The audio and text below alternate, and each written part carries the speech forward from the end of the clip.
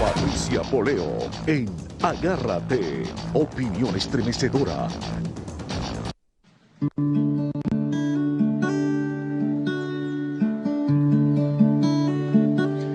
El ruido del metro me vino a despertar en este vacío y esta soledad. No veo el sol desde hace rato, pues forma parte del maltrato. Estoy entre rejas por decir la verdad. La tiranía robó mi libertad y no me duele estar adentro. Me duele más que esté sufriendo, mamá. Quisiera haberte llevado el desayuno a la cama y cantarte una canción con la voz desafinada. Hay tantas cosas que quisiera darte, me conformaré con abrazarte. Quisiera haberte entregado una rosa en las manos, quisiera haberte llenado con tantos te amo y no poder hace que duela. Pero mi regalo para ti va a ser la libertad de Venezuela.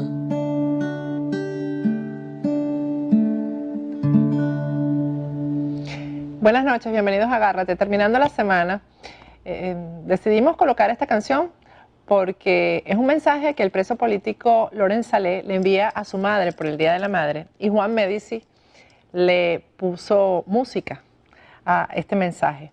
Hablamos con Juan Medici para preguntarle qué nombre tenía la canción y él dice que bueno, que esta canción no tiene ningún nombre, que se lo pongamos nosotros. Vamos a ver si a través de nuestra cuenta de Twitter, @patipoleo, ustedes proponen un nombre para esta canción que lo que habla es de justicia. Es un preso que le escribe a su madre sobre justicia, sobre lo que ha sido Venezuela durante estos 15 años en cuanto a persecución política, sobre lo que son los valores y lo que es el valor, sobre lo que es la lucha que nunca termina, a pesar de la persecución, a pesar de las violaciones de los derechos humanos. Vamos a hablar hoy.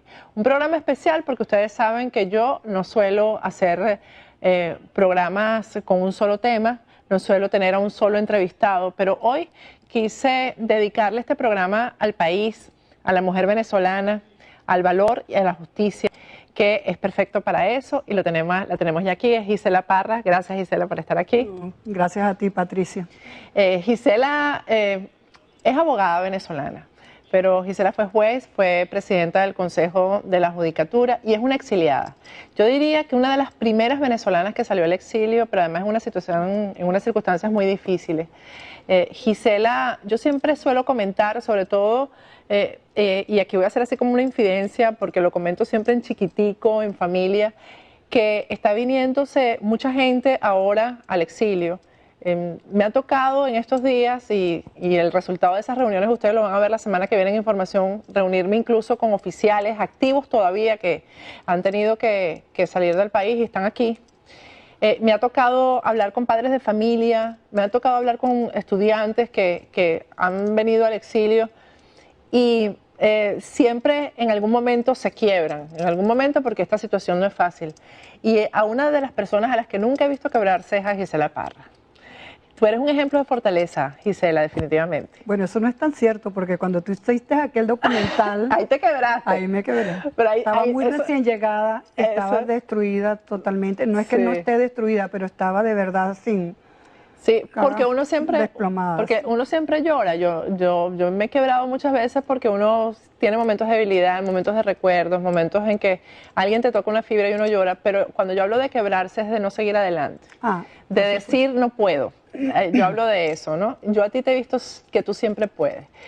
Vamos a comenzar porque aquí tenemos mucho de qué hablar, porque además tú manejas la ley venezolana muy bien y bueno, y hemos visto cómo la justicia y la ley ha sido utilizada para perseguir.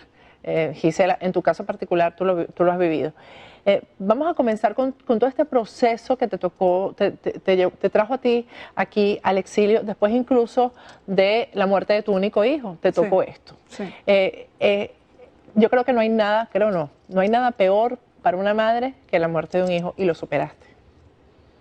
no sé cómo, pero pude. Yo me acuerdo que yo rezaba el Padre Nuestro y cuando llegaba, hágase tu voluntad así en la tierra como en el cielo, lo repetía cientos de veces como para metérmelo en el cerebro y aceptar la voluntad de Dios. Además de que fue una muerte trágica y yo no sé cómo estoy viva, realmente. A lo mejor no estoy viva, parezco que estoy viva. Pero estás viva y eso lo superaste porque además meses después vino lo de tener que salir del país. ¿Cuánto tiempo después de la muerte de tu hijo? Al año y 2 meses me vi obligada en las peores circunstancias, huyendo, ayudada, gracias a Dios que a uno no le falta gente maravillosa que tienes en tu camino, y pude escaparme por mar hasta Curazao, tomé ahí un avión y me vine acá. Hace 10 años. Por el mismo lugar que salí yo. Sí. Siempre digo, la primera balsera, porque hay gente que dice que la primera balsera fui yo, la primera balsera fuiste tú. Sí. Tú fuiste la primera que salió en esa circunstancia. Y yo me monté en aquel barco y yo no podía creer que a mí me estuviera pasando eso. Yo duré como 2 días sin dormir. Y yo decía, a mí no me puede estar pasando esto. Y tú sabes que me acordaba de los balseros cubanos, de verdad, porque yo iba en otras condiciones. Y ellos pues se meten en esas cosas que fabrican, cuántos miles no han sucumbido, llegan acá y uno tan indiferente que uno ha sido ante esa tragedia, hasta que nos tocó a nosotros la misma tragedia, para poder comprender qué nos pasa a nosotros los seres humanos. ¿Y terminarán saliendo los venezolanos así del país, con el cierre de fronteras, con lo que está pasando en los aeropuertos? Bueno, lo que está pasando ahorita es que la gente está huyendo desesperada, que están llegando venezolanos en las peores condiciones que tú te puedas imaginar, con una mano adelante y otra atrás, como se dice, sin ningún tipo de apoyo económico, sin conocer nada, con niños pequeños, porque son gente jóvenes. Qué tristeza. No, lo que estamos viendo aquí es terrible, es duro. Cada vez es peor. Pero quizás la misión de quienes nos tocó venir primero haya sido recibirlos a ellos, estar preparados y ya sentados para recibirlos a ellos y poderles dar una mano. No, gracias a Dios que yo creo que todo esto que nos está pasando a nosotros, y después de tener esos altibajos que hemos tenido, de caernos así como totalmente derrotados y pensar que ya no hay nada que hacer, que no hay futuro, nos volvemos a levantar, volvemos a salir adelante y cada vez estamos más fuertes, porque en la medida en que uno cae y se levanta, si tú logras levantarte, tú adquieres mayor fortaleza para seguir adelante hasta que de verdad te conviertes en una persona invencible. Y ahorita aquí se está otra vez recuperando la solidaridad, la gente está ayudando a los que llegan, hay ayuda humanitaria para Venezuela. Mira, hay muchas cosas y eso a mí de verdad me reconforta. Yo estuve en un evento el fin de semana pasado en Orlando y una de las cosas que le dije a estos venezolanos que estaban en una especie de feria, les decía que esos cuartos que tenemos vacíos en las casas hay que llenarlos con la gente que está llegando y no tiene dónde quedarse. Hay que compartir una comida, una cena, porque nunca habíamos estado en el estado de necesidad afectiva que tenemos, que estamos ahora, con este éxodo tan masivo. Es lo que se llama ayuda humanitaria. Exactamente. Estamos en lo peor que te puedas imaginar. Y gente que se ha venido que no tiene ni idea de qué es este país, ni cómo se debe comportar, que se vienen ilegales, que no tienen ni siquiera el recurso para poder legalizarse. O sea, nosotros tenemos un problema ahorita terrible. Ojalá se pueda conseguir ese TPS que se está solicitando para ver cómo hacemos de poder ayudar ya legalmente a las personas que llegan. Gisela, tú tomaste la decisión de salir al exilio en vez de ser enjuiciada y tener el destino de la cárcel. Hay un momento en el que uno dice, bueno, ¿qué hago? ¿Paso a la clandestinidad? ¿Me entrego a la justicia o me voy al exilio? ¿Qué te hizo tomar la decisión del exilio? Bueno, mira, yo el Consejo de la Judicatura fue eliminado al entrar la Constitución en vigencia, porque lo eliminó la Constitución en el año 2000, enero del 2000.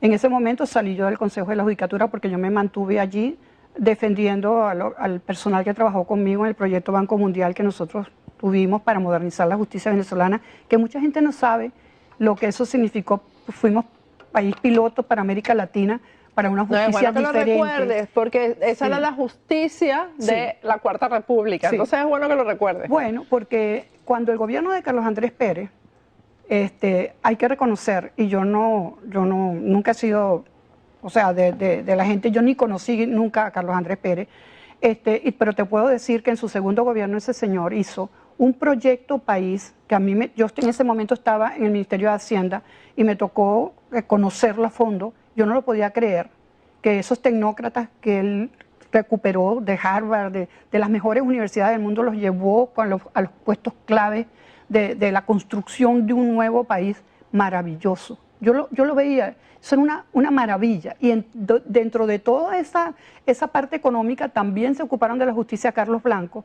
que logró convencer a Carlos Andrés para que firmara un convenio con el Banco Mundial para modernizar el Poder Judicial venezolano. Que ahí fue cuando vinieron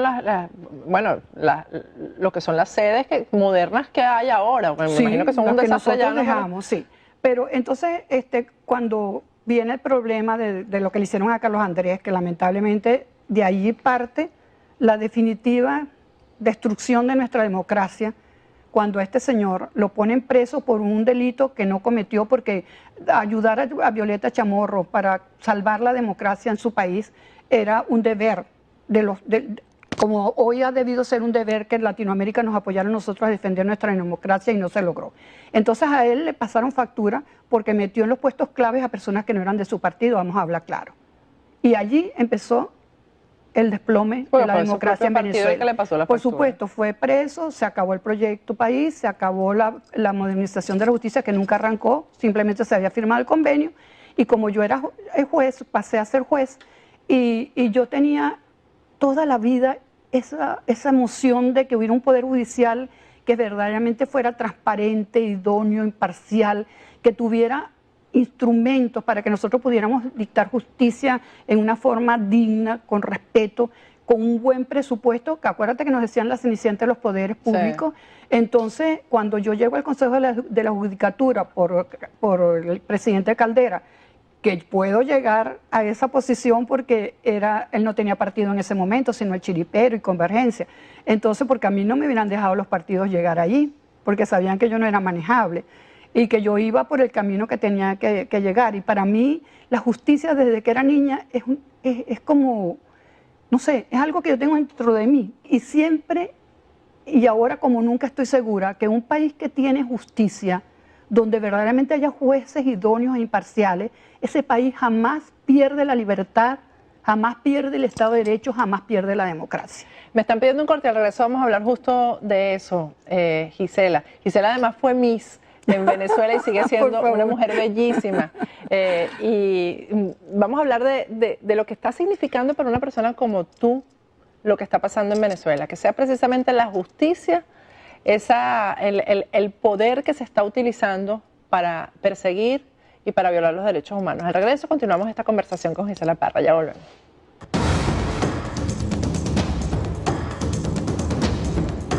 Agárrate con Patricia Poleo.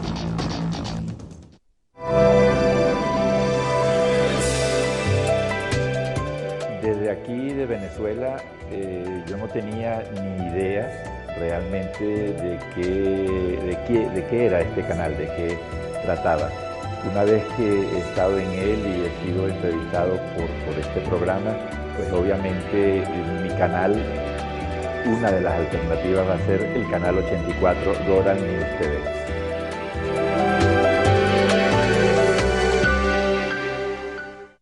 Si está considerando una cirugía cosmética o solamente necesita un día de spa, Pierini Aesthetic Surgery Center fue creado y diseñado para satisfacer sus necesidades. Por eso me siento segura en recomendar a mis amigos, a mis colegas y la familia el Centro Estético Pierini Aesthetic Surgery. Además, le ofrecen planes económicos de pago y financiamiento, así que no espere más.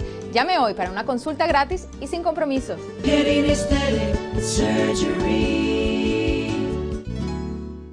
¿Necesitas un auto y no tienes down payment? Auto Global es tu solución. En Auto Global sabemos que somos diferentes porque tenemos la mejor selección y una gran variedad de autos, excelente servicio, la mejor experiencia en la compra de tu vehículo y el mejor precio del mercado.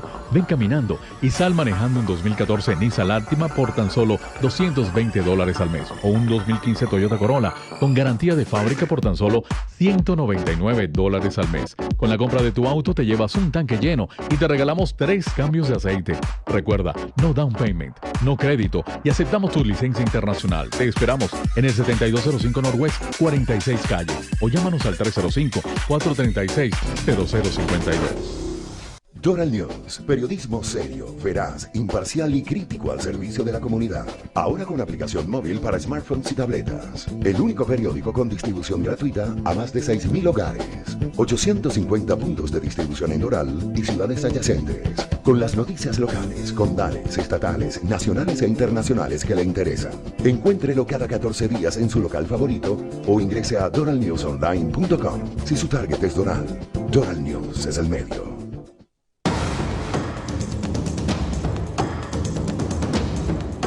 Agárrate con Patricia Poleo.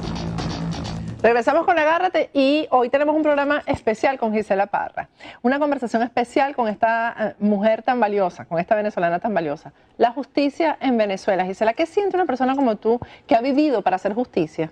Que ha vivido para impartir justicia, que sea precisamente la justicia lo que se esté utilizando para perseguir y violar los derechos humanos en Venezuela? Bueno, ¿qué te puedo decir?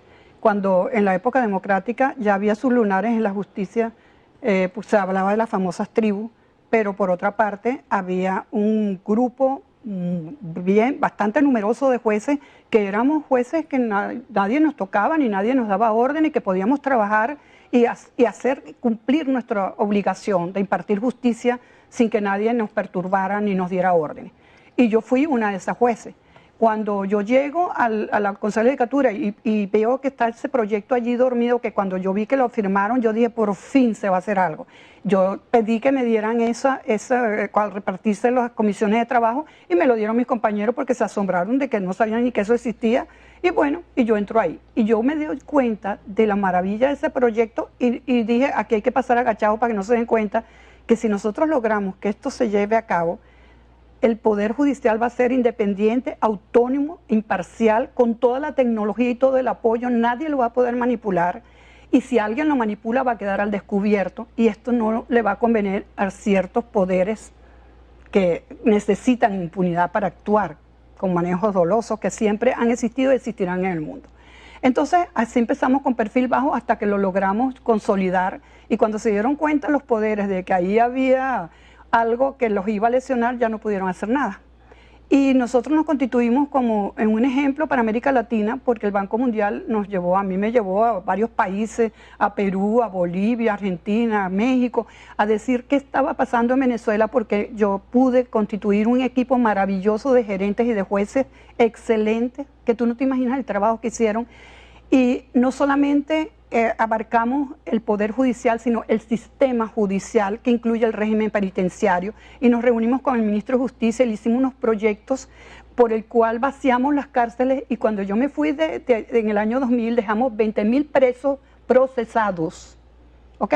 Que una vez Agua dijo, claro, si es que antes, en la época de la democracia, de la Cuarta República, ni se ocupaban de meter presos a la gente. Ahí tenía, imagínense, 20.000 presos. Nosotros sí tenemos bastantes presos. Y ves el desastre en que convirtieron todo lo que nosotros, destruyeron todo. Y todo lo que nosotros construimos, que fue ya ejemplo para América Latina, porque fuimos país piloto para América Latina, esta gente lo convirtió en una destrucción total de la autonomía, de la independencia, del respeto, de la dignidad. Meten gente que tienen prontuarios judiciales, como la que fue presidenta de la Corte Suprema, la Estela Azuaje. Bueno, esa señora fue destituida 2 veces del Poder Judicial con expedientes. ¿Entonces Luisa Estela Morales? Sí, Morales de Azuaje. Bueno, eso es inaudito. Y así como esa, una cantidad de jueces con problemas de penales. Claro, y está bueno porque los reclutan precisamente para que hagan este tipo de cosas. O sea, sin concursos, a dedo, para que sepan que tienen que hacer lo que ellos dicen. Son todos jueces provisorios, no hay jueces que sean que se hayan ganado por méritos. Y tú ves las decisiones. Tú ves cuando una juez toma una decisión correcta, lo que le pasa, como la Lourdes de Afiuni, que eso es una cosa tan bestial, tan degradante, que no hay palabras. La ONU misma, alzó su voz en el mundo entero para denunciar lo que está pasando. Y ahí sigue enjuiciada. El jueves el miércoles le suspendieron el juicio nuevamente, lo pasaron otra vez para octubre, y mientras tanto ella encerrada en su casa, y porque no pueden hacer justicia sobre ella porque no hay pruebas contra ella. Y esta señora, que es una cara de la moneda, vemos la antítesis. la juez esta la juez Susana Barreiro, la de Leopoldo López. ¿Por qué estas mujeres que ejecutan este tipo de sentencias que son absolutamente fuera de norma, que son ilegítimas, ¿por qué la mayoría son mujeres? Gisela. Bueno, el Poder Judicial recuerda que era subpagado y entonces se fue llenando poco a poco de un porcentaje muy alto de mujeres, porque a los hombres no les convenía, excepto ciertos sectores del Poder Judicial, mercantil, penal, etcétera, donde podían hacer negocios, etcétera, pero del resto todo se empezó a llenar de mujeres. Pero casi todas las que cometen este tipo de violaciones a los derechos humanos, porque eso no se puede llamar de otra manera, casi todas son mujeres. Porque es la mayoría la que está allí. ¿No les tiembla la mano para una condena que no tiene ni pies ni cabeza, más de 14 años? Nosotros somos mujeres y nosotros tenemos esa virtud de ser madres que nos hace ser invencibles para la defensa de nuestros hijos, de la familia, pero al lado de eso existen mujeres que no son nada buenas. Y cuando uno habla de hombres malos y de mujeres malas, la mujer mala es peor que un hombre malo. Nosotros somos más maquiavélicas, más astutas, no dejamos cabo suelto. Y bueno, y tú ves el comportamiento de estas personas, que es una vergüenza nacional. Y yo te digo, yo que dediqué mi vida entera a luchar por una justicia que valiera la pena, tú no te imaginas el dolor tan grande que se siente cuando uno ve en qué se convirtió el Poder Judicial de Venezuela, que es ahorita en el mundo entero execrado y denunciado como lo peor que puede haber en la justicia. Pero, ¿qué va a pasar con eso, Gisela? Yo en el programa que hice el miércoles, hice una reflexión al principio porque se acaban de dar la mano Juan Manuel Santos y Timochenko. Ya tenemos esa imagen que para mí fue terrible del Papa sonriéndole a Fidel. Sí. Por otro lado, bueno, todos los acuerdos a los que ha llegado Estados Unidos con estos esbirros, con estos dictadores, los Castro, en los que ellos no han dado nada, pero Estados Unidos les ha dado todo. Entonces uno dice, bueno, incluso tuve una reflexión ahí con un gran amigo que le decía, bueno, yo siento que los malos están ganando, entonces uno se equivocó, uno tomó el camino equivocado. Entonces él me contestó, quédate tranquila porque los malos ganan batallas, los buenos ganan la guerra. Pero yo hasta ahora lo que he visto es que todas las batallas las hemos perdido y quienes las están ganando son estos tipos. O sea, ¿qué es la justicia realmente, Gisela? Porque yo no puedo creer que ahora Timochenko y todos estos jefes guerrilleros que han cometido tantos crímenes de lesa humanidad, pues ahora van a quedar absolutamente absueltos y van a estar cubiertos de un manto de impunidad. Porque el problema con la justicia es que la justicia es lo más importante que puede haber para garantizar los derechos de los ciudadanos, la democracia en un país, el que verdaderamente existe el Estado de Derecho, es el fiel de la balanza de la democracia. ¿Por qué inmediatamente que Chávez gana la presidencia y se constituye la Asamblea Nacional? ¿Cuál fue el primer acto de la Asamblea Nacional? Constituir la Comisión de Emergencia Judicial que intervino el Poder Judicial. ¿Por qué? Porque el Poder Judicial había que controlarlo para que garantizara la impunidad total de lo que ellos pensaban efectuar. Y que acuérdate que cuando se hizo la nueva Constitución, allí había mayoría de gente de ellos, pero había gente de la oposición, claro, de los más inteligentes, que pudieron evitar que desde el primer momento surgiera una Constitución a imagen y semejanza del proyecto revolucionario cubano. Entonces ellos se consiguieron con una Constitución en la cual los derechos humanos tienen una relevancia increíble y que además de eso garantiza todo el debido proceso, la presunción de inocencia, las garantías judiciales, los beneficios de los procesados, etcétera, el control total del sistema judicial para poder hacer lo que les viniera la real gana de hacer, como lo están haciendo desde el principio hasta ahora. Eso es lo que todo dictador... ¿Y tú crees que ese proceso se puede revertir en el futuro en un país distinto? Por supuesto, por supuesto. ¿Cómo se revierte ese proceso? Yo tuve aquí a Omar Mora Tosta, al abogado que es además defensor de presos políticos, el defensor de Baduel, y él me aseguraba que sí, que las universidades y Venezuela está llena de muchachos... Mira, ¿tú no ves el foro venezolano? El foro penal. Sí, el foro penal venezolano. Eso es una demostración de que no todo se ha perdido en Venezuela. Porque es que es tanto el avasallamiento que uno tiende a creer que ellos son mayoría y que Venezuela se pudrió, moralmente hablando. No, Venezuela, la mayoría de la gente es una gente buena, generosa, la gente a la cual con uno convivió y que hizo que fuera el mejor país del mundo. Eso sigue existiendo. Mira los muchachos, esos muchachos que dieron su vida, que perdieron extremidades, etcétera. Hace poco, esos muchachos eran unos niñitos, muchos nacieron bajo este régimen. Y esa gente, ¿de dónde saca ese valor, ese amor por el país? ¿Quién se los da si lo que han vivido es bajo ese régimen corrupto? La familia, el amor de esa gente buena que existe. Por eso es que se cree, y yo estoy de acuerdo con la persona que te dijo eso, porque ¿qué me anima que tú me dices que yo lucho? ¿Por qué quieres tú que yo lucho? Yo no soy una persona ilusa.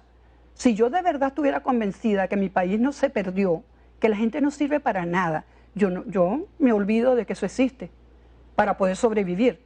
No, yo creo en Venezuela. Cuando yo estuve manejando la justicia en Venezuela, yo me recorrí el país durante 5 años, de norte a sur. Aterricé en el río de Oro Negro en un avioncito, en una pista de tierra donde había un cacique que era el juez, porque no había abogado. Fui a la Santa Elena de Guairén. Tú no te imaginas lo que yo me metí en todas partes. Yo me conozco Venezuela como nadie se la conoce. Y vi a la gente, una gente maravillosa.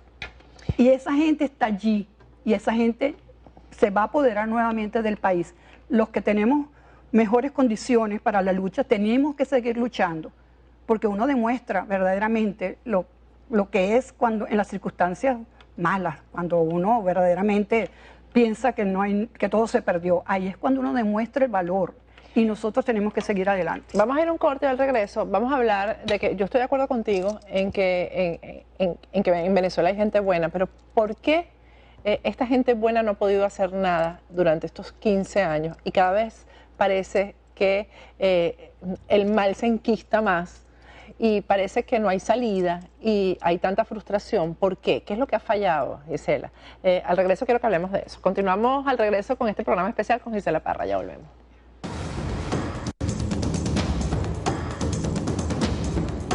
Agárrate con Patricia Poleo.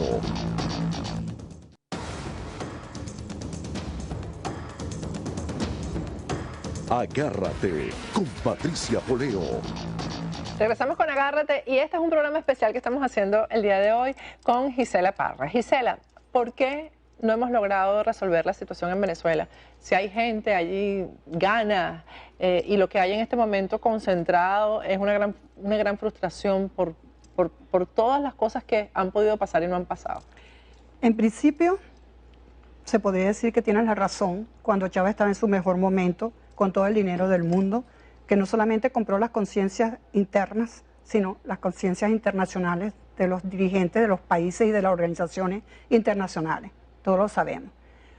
Pero en la medida que Chávez muere y el liderazgo desaparece, y encima de eso viene la crisis petrolera que merma el dineral que entró en Venezuela, que fue de la peor manera manejado, viene este desastre, este colapso que estamos viviendo, en que colapsó todo, la salud, la medicina, la comida, y eso ha afectado no solamente a la gente que nos denominamos oposición porque disentimos del gobierno, sino al pueblo en general, ese pueblo que Chávez enamoró y que ahora se ve en las peores condiciones, con su ídolo muerto y con un incapaz al mando de un gobierno que da vergüenza quien está ahorita gobernando en Venezuela. Entonces, las circunstancias ahora son diferentes. ¿Qué es lo que pasa?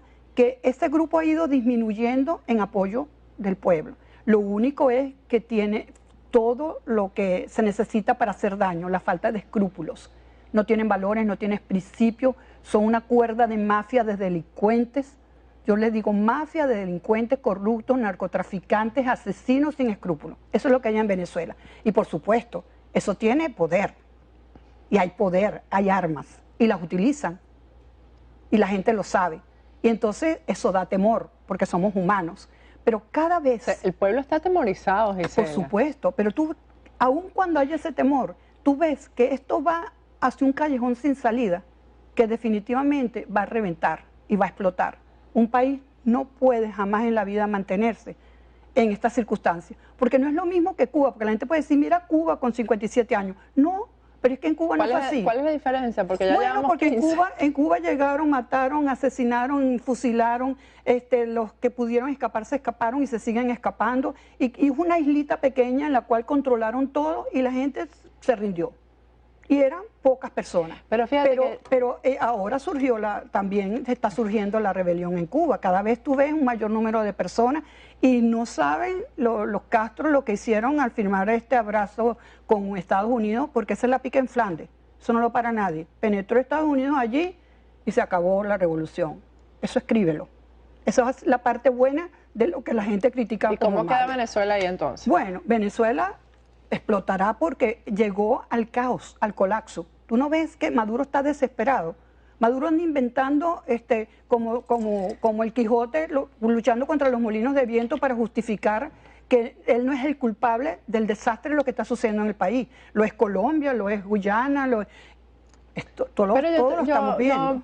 Yo lo que veo o lo que siento es como que hay como una gran pasividad en la gente. La gente está como asumiendo que esta es la realidad y punto. Ya la gente se va como acostumbrando, ya las colas son cosas de todos los días y ya nadie las protesta. Eso parece que es así, pero eso no es así.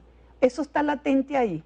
A veces uno mismo, cuando tiene un problema terrible, que uno se siente impotente para resolver, uno como que se hace loco para no ver porque no puede hacer nada. Pero el problema está allí y al final estalla. ¿Qué es lo que yo creo que está pasando en Venezuela que no se ha hecho? Que debe pasar. Que nosotros tenemos que reorganizar la lucha en Venezuela bajo otro camino que no es el que nosotros hemos estado teniendo hasta ahora. No podemos seguir nosotros con una dirección política enfocada solamente por un camino. Que es el de las elecciones. Sí, exacto. A eso te democrático, constitucional. Ahora, tú has sido gran defensora de las elecciones y me consta porque tú has estado aquí en la organización de elecciones, al frente de la Mesa de la Unidad. Como soy defensora de la justicia, no importa en qué manos esté, porque es la justicia. Y las elecciones son las que garantizan como institución. Y mientras tengamos que luchar, tenemos que luchar en todo. Porque ¿qué pasa si nosotros ahora vamos a las elecciones y lo más probable que nos hagan la trampa? Y si nosotros no estamos preparados para defender la trampa que nos hicimos, bueno, vamos a salir derrotados. Pero eso ahora no va a tener el mismo efecto que tuvo en el pasado, que decían, hubo elecciones, hubo observadores. Tú hablas a nivel internacional, el efecto a nivel internacional. Todo el mundo sabe que hay fraude y todo el mundo sabe lo que está pasando allá. Ellos no aceptan observación internacional. Pero si la oposición, que es la que va a elecciones, acepta el resultado, internacionalmente no hay nada que hacer. Eso es lo que va a pasar. ¿Qué es lo que ha venido pasando? Exacto. Entonces, por eso te digo que nosotros tenemos ahorita que plantearnos una reorganización de la lucha en el país. ¿Por qué? Porque siempre hablamos de unidad, y es lógico. Para luchar se necesita unidad. Pero esa unidad de la oposición ya dejó de tener sentido y razón. Nosotros tenemos ahora que hablar de la unidad de la nación, de los chavistas pobres que están frustrados, engañados y traicionados, que no tienen para dónde coger. Pero a esa gente nadie ha sabido convocarlas, Gisela, enamorarlas, nadie ha sabido atraerlas. Bueno, eso es lo que estoy planteando, que nosotros tenemos que reflexionar y cambiar de rumbo. Nosotros tenemos que reorganizar nuestra lucha, nuestros dirigentes, tenemos que renovar, constituir esto en algo que no existe en este momento y que incorpore a todas las fuerzas vivas del país, pero no sobre una base etérea, sino hablando claro y raspado de lo que sucede y de lo que no debe ser y de lo que debe ser, para que la gente sepa que sí hay salidas y que si verdaderamente nosotros decimos basta, basta. El padre Freite la otra vez dio una misa para Venezuela y por la Virgen de Coromoto, y él dice que cuando alguien le pregunta hasta cuándo, hasta que tú lo aceptes y lo decidas. Claro. Y es así, porque nosotros siempre queremos que los demás hagan las cosas. No, este es un problema de todos nosotros. No es que yo te diga a ti, sigue luchando, Patricia, sigue con tus programas, qué maravilla, cómo tú denuncias. No, tú denuncias y yo denuncio y cada quien a su modo va haciendo algo. Yo ayudo al que llega, la solidaridad, la cosa. Todo el mundo tiene que colaborar en alguna forma. Y hay un momento en que tenemos que decir basta. Y lo hemos visto cuando de verdad la gente no tiene nada que perder, que sale y no la para nadie. Ahora, ¿tú crees que este discurso del lado de la oposición, de que en enero cuando asuma la nueva Asamblea Nacional, que la oposición dice va a ser mayoría opositora, se van a empezar a acabar los problemas del país porque van a comenzar las leyes que van a hacer retornar la democracia, etcétera. O sea, el discurso es positivo para la situación que está viviendo el país. Mira, porque yo lo que siento es que si eso no es así, viene otra vez la frustración, una frustración sobre otra y sobre otra. está en nuestras manos que sea así o no lo sea. Porque eso no es una panacea, que ganamos las elecciones y las defendimos y hacemos posible que por primera vez en estos 17 años nosotros tengamos una cuota de poder que bien manejada va a dar frutos. Porque es verdad, la Asamblea Nacional en buenas manos, con gente aguerrida, que no se deje pasar por encima, puede por lo menos producir una ley de amnistía. Que tendría que ser gente distinta a la que ha estado hasta ahora, porque hasta ahora yo no he visto nada de eso. Bueno, vamos a esperar. Casos así, pero puntuales. Bueno, pero ahorita hay mucha gente nueva y mucha gente joven que se está incorporando y que pueden, por lo menos, vamos a decir de entradita, una ley de amnistía. Y pueden sacar a todos los presos políticos. Es que eso es lo que está ofreciendo, por ejemplo, eso es lo que está ofreciendo Capriles, ¿no? Que en enero todos regresamos a Venezuela. Porque en enero ellos se instalan y lo primero, eso lo dijo Capriles, lo primero que van a introducir es una ley de amnistía. Pero es que yo no veo, o sea, ese jardín de rosas, o será que yo también que soy demasiado... no, pero me refiero... Objetiva, porque te voy a decir algo, y discúlpeme Gisela, yo por ejemplo he estado recibiendo esta semana, por cierto, les recomiendo que no se pierdan los programas de la semana que viene, he estado recibiendo oficiales que me han traído unas pruebas aquí que yo digo, este país está absolutamente podrido. Ellos, con estas pruebas que yo voy a mostrarles a ustedes en la semana que viene, ellos no pueden entregar el poder. Porque no van a tener dónde esconderse con todo lo que oficiales jóvenes están trayendo como pruebas. Entonces, es tan fácil así como que ellos pierden y entregan. No. Es que nadie puede pensar que porque ganemos unas elecciones en la Asamblea Nacional y cobremos, como se dice, porque no solamente es ganar. Yo pienso que nosotros vamos a ganar, porque es imposible que ellos puedan tener una mayoría en las circunstancias en que está viviendo el país. Pero vamos a suponer que además de eso cobremos, que nos pongamos los pantalones bien puestos para echarla adelante y montar una Asamblea Nacional en que nosotros tengamos mayoría. Son muchas las cosas que se pueden hacer, claro, es que con una cuota de poder. Nosotros podemos derogar leyes, claro, que nos tienen. No, y se supone que ahí se nombra el fiscal, ahí se nombra el contralor los magistrados de la Corte Suprema, exactamente, la fiscal general de la República, los del CNE, ¿ok? Todo eso ha sido ahorita montados allí provisoriamente porque no se cumplieron los requisitos establecidos en la Constitución. Entonces, simplemente, señores, vamos a poner esto en el lugar que debe estar. Vamos a abrir el concurso para elegir a estas personas tal como está establecido en la Constitución y en las leyes. Fíjate, y por ahí hay cosas que tú haces aquí en el exilio que no se difunden. Por ejemplo, el tema del estudio que tú hiciste sobre las inhabilitaciones, sí. Yo quiero que al regreso me lo expliques, porque son todas ilegales. O la mayoría son ilegales. Todas son ilegales. Al regreso me vas a contar sobre eso porque eso es parte del fraude. Tú sacas, eso es parte del fraude. Tú sacas del juego, ¿verdad?, a un buen candidato con una inhabilitación, ¿verdad? La oposición no tiene cómo reponerlo, lo repone con uno que no es tan bueno y ahí ya se van perdiendo votos, ¿no? Al regreso me vas a explicar por qué son ilegales las inhabilitaciones. Ya volvemos con Gisela Parra.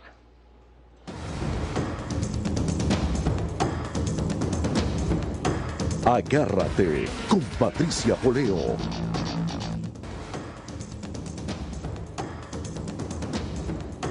Agárrate con Patricia Poleo. Regresamos con Agárrate ya en la parte final de este programa que me ha encantado. Es uno de los que más me ha gustado. Gisela Parra está con nosotros aquí. Gisela, el análisis que hiciste que no se difundió y yo quiero que a través de este programa la gente lo conozca. ¿Por qué son ilegales las inhabilitaciones? La última es la de Carlos Vecchio. Antes de ir al punto concreto, tú dijiste algo que es muy importante, que eso forma parte de las inhabilitaciones de los precandidatos, forma parte de un fraude. Claro. Porque lo que sí tenemos que estar claros los venezolanos es que hay fraude en las elecciones. Pero precisamente porque hay un fraude y tenemos que estar conscientes de que eso existe y sabemos cuáles son los puntos débiles donde eso atacan y se concreta, nosotros tenemos que luchar para defender y evitar que eso se concrete esta vez. No, y que el voto sea masivo definitivamente es importante. Eso reduce el fraude. Es una de las formas de reducir el fraude, pero sigue existiendo. Entonces ahí tenemos que estar nosotros. Yo toda mi vida, desde que está esta gente en el poder, que yo he ido a elecciones, yo he sido testigo de mesa. Testigo de mesa que estoy allí pendiente de todo para atacar y evitar. Pero Gisela, el tema es que la oposición en muchas mesas no tiene testigos y ahí es donde hacen las trampas, en las mesas donde nunca llegan los testigos de oposición. Pero eso es lo que hay que ese es un tener, punto que hay que porque atacar. recuerda que hay algo muy importante, los diputados son de cada circunscripción, entonces cada uno es su jefe, es como Capriles cuando fue presidente tuvo que confiar en que le defendían el voto en todo Cuando el fue país. candidato, porque presidente. Bueno, fue Lamentablemente. cuando fue candidato. Bueno, tenía que depender de los demás para que le defendieran Sí. el voto, pero ahora cada diputado en Tiene, su jurisdicción claro, que tiene tiene que armar su defensa. su obligación de defender su voto y de formar las estrategias tomando en cuenta las debilidades de cada estado para reforzarlo. La pelea es peleando. Entonces, ¿qué es esto? Nosotros tenemos que luchar. ¿Y qué pasó con las inhabilitaciones? El terror que tienen, y por eso tratan de sacar a las 20 de mayor liderazgo, que saben que son Carlos imbatibles. Vecchio, que era y candidato en Monagas, ahorita le envió una carta a Diosdado Cabello diciéndole: lo que pasa es que tienes miedo que yo te gane en Monagas y por eso me Por inhabilita. supuesto, es así, está clarito. Entonces, ¿qué es lo que pasó con el Contralor? Que da vergüenza, ese otro indigno, que usurpa las funciones de la competencia de los tribunales penales, que son los únicos que en forma accesoria a un juicio penal que amerita que a ti te inhabiliten políticamente como consecuencia de una sentencia a la cual se le agrega accesoriamente la inhabilitación. Él viene e inhabilita en forma administrativa sin ninguna base, porque inclusive...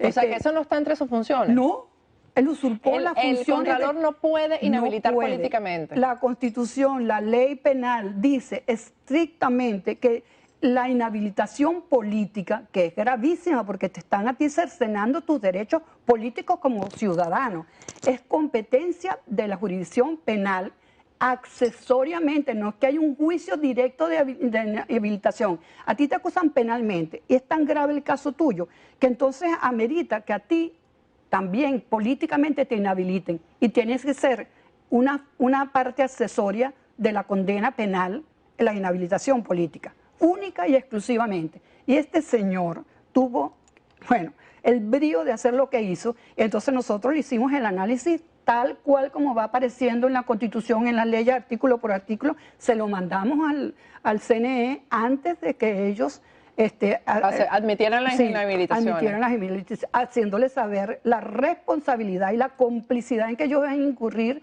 solidarizándose con ese desastre del abuso, del irrespeto a la Constitución y a las leyes. ¿Por qué?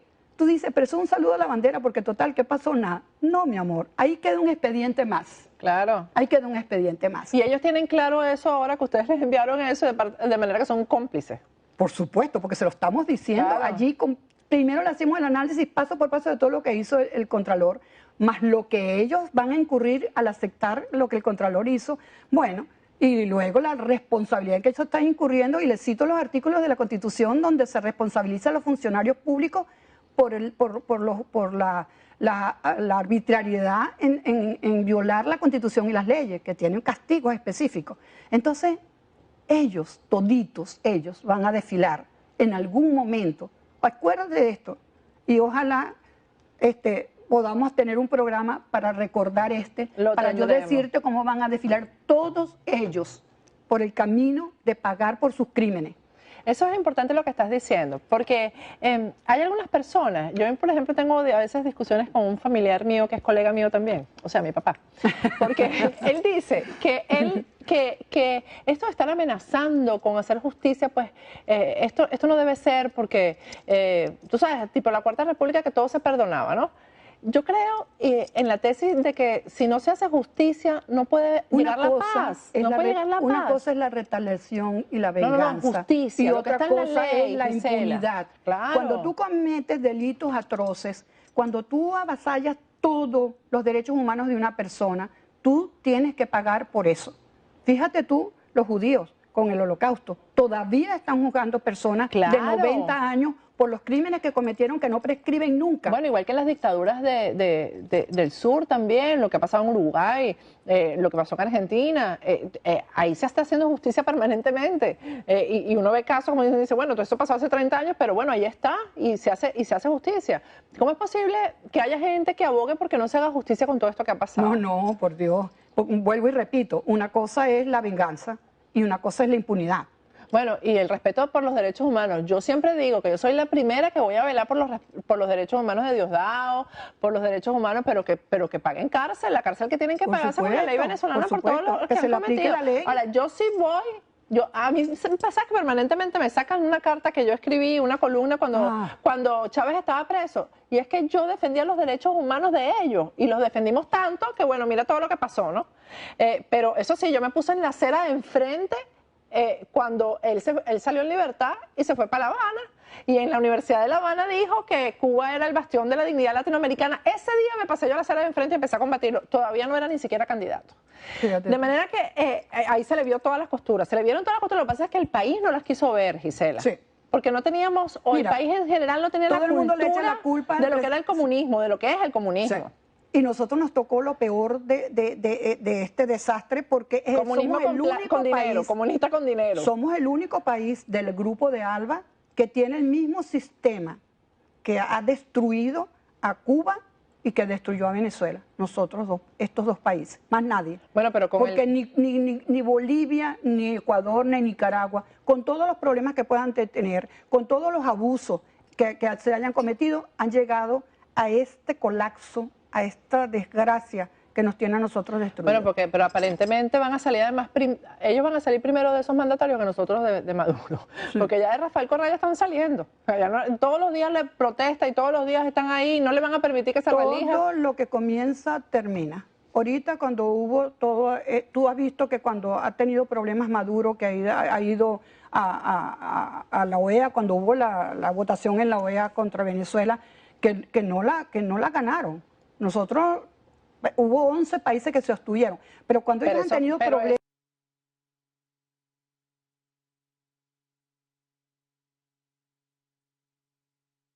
Antes todo el mundo salía a defender a Venezuela. ¿Quién defiende ahorita a Venezuela? Nadie. Sí, porque ya hay circunstancias, ya hay pruebas muy obvias también de violación de derechos humanos, eso lo hemos conseguido, porque eso es bueno también reivindicar al exilio con eso, Gisela. Sí, si señor. Muchos de nosotros no estuviéramos fuera del país, hay cosas que no se hubieran logrado. Y que no se ha cesado de luchar, la gente no se da cuenta, porque a veces que hay gente que hace algo y es publicidad. No, las cosas hay que hacerlas como se tiene que hacer y llevarlas donde se tiene que llevar. Y hay que ver lo que nosotros hemos avanzado internacionalmente. Nadie cree en el mundo que en Venezuela exista democracia. Todo el mundo sabe que eso es el gobierno peor que puede existir. Bueno, para que Estados Unidos le tenga una investigación que no ha terminado, porque aquí se investiga con pruebas concluyentes antes de acusar a los jerarcas, imagínate, el presidente de la Asamblea Nacional, empezando por allí. Eso es gravísimo. Eso es gravísimo. Yo creo que la gente no se ha dado cuenta de lo que eso significa. Sí. Y eso va a dar sus frutos. Gisela, ¿de qué te arrepientes? ¿Te arrepientes de algo? ¿Cuántos años tienes en el exilio? 10. Tienes 10 años en el exilio. Ya vas a cumplir 11 porque tú llegaste primero que yo cumplí 10. Tienes 10 años en el exilio y ahorita estás pasando por un proceso terrible de cáncer y lo estás enfrentando, bueno, como has enfrentado todo en la vida. Nosotros tenemos aquí te lo vamos a obsequiar a la producción del programa, una medalla de San Benito Abad. Ay, qué bello. Porque a toda la gente que quiero que tenga la medalla de San Benito Abad. Gracias, Patricia. Quiero que te protejas. Sí, y yo sé que vas a salir bien salir bien de esto porque lo estás enfrentando con muchísima valentía. Y ante lo que está pasando en mi país, eso no es nada. Y no me ha quitado la fuerza para luchar, todo lo contrario, como nunca. Voy a seguir luchando. Lo único que quiero es que Dios me conceda tener vida suficiente para verlos a todos donde tienen que estar, juzgados y pagando condena por los daños que nos han hecho. Y ojalá... y sin ningún sentimiento, te advierto, de odio, ni de resentimiento, porque sería para que ellos ganaran. Si nosotros nos parecemos a ellos, si continuando con esto que han sembrado también de odio, de resentimiento, eso sería fatal para nosotros. Así es, pero eso es que cuando a mí la gente me pregunta que cómo estoy más joven que cuando salí de Venezuela, yo les digo, porque he llevado el exilio con amor y no con odio. Sí. Eso es muy importante. Eso es súper importante. Que todo lo que se haga con amor. Porque la única forma de que nosotros recuperemos el país es que nosotros cambiemos para bien, para que tengamos un país mejor. Si el país sigue mal es porque nosotros estamos mal. Así es. Eso es Bueno, así. Gisela, gracias. Y No, ese gracias próximo a ti. programa lo vamos a hacer cuando las cosas empiecen a cambiar. Sí. Aunque yo estoy así como un poco frustrada. Esta semana ha sido dura para mí. Eso de yo ver al Papa sentado ahí con Fidel, lo único que me falta es ver al Papa sentado ahí con Nicolás Maduro en Venezuela, y ya yo termino y digo, bueno, ¿cuál es el camino correcto? Bueno, fíjate, el Papa también se sentó con esta gente, pero consiguieron que Estados Unidos y los Castro hicieran una alianza. Y como lo dije antes, y lo vuelvo a repetir, no saben los Castro lo que hicieron. Esa es la pica en Flandes. Estados Unidos entró y Estados Unidos no sale de ahí. Y el pueblo cubano va a tener libertad. Amén, amén. Y nosotros también. Amén. Gracias, Gisela. Gracias por darnos este regalo. Muchísimas gracias. A ti. Bueno, yo me despido hasta el lunes y recuerden que la semana, hasta el lunes.